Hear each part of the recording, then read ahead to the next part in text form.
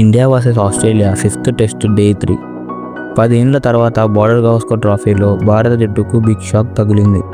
2016 నుంచి వరుసగా సిరీస్ గెలుస్తూ వచ్చిన భారత జట్టు ఈసారి ఓటమి ఎదుర్కోవాల్సి వచ్చింది.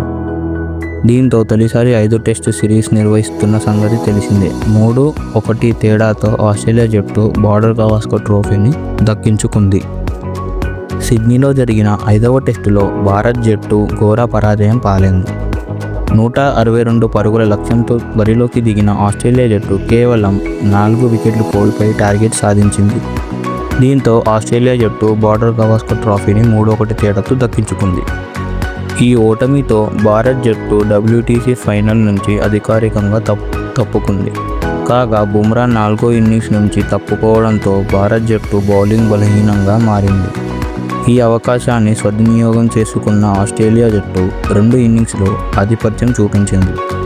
భారత్ ఆస్ట్రేలియా మధ్య నవంబర్ 22 నుంచి మొదలైన 5 టెస్టు సిరీస్లో పెర్త్లో జరిగిన తొలి మ్యాచ్లో టీమిండియా విజయం సాధించగా ఆస్ట్రేలియా జట్టు 2, 4, 5 మ్యాచ్ల్లో విజయం సాధించి దీంతో సిరీస్లో 3-1 ఆధిక్యంలో నిలిచింది.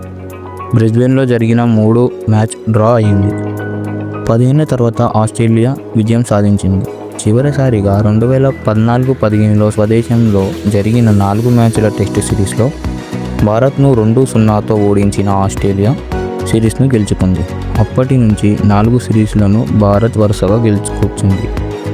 ఇండియా పెర్త్లో విజయంతో సిరీస్ను ప్రారంభించింది. అయితే ఆస్ట్రేలియా అడిలైడ్ తిరిగి పోరాడి పింక్ బాల్ టెస్టులో గెలిచి సిరీస్ను సమం చేసింది.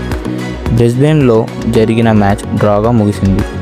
మెల్బోర్న్లో జరిగిన బాక్సింగ్ డే టెస్టులో ఆస్ట్రేలియా విజయం సాధించి సిడ్నీలోని పింక్ టెస్టులో విజయాన్ని ఖాయం చేసుకుంది. ఈ విజయం ఆస్ట్రేలియాకు ఎంతో ముఖ్యమైన విజయం. దీంతో ఆస్ట్రేలియా WTC 2025కి క్వాలిఫై అయ్యింది. అయితే ఆస్ట్రేలియా మరియు సౌత్ ఆఫ్రికా WTC 2025 ఫైనల్ ఆడనుంది. ఈ రెండిట్లో ఎవరు గెలుస్తారో చూడాలి. ఆస్ట్రేలియాకి ఇది 2వ WTC ఫైనల్ మరియు సౌత్ ఆఫ్రికాకి ఇది మొదటి ఫైనల్.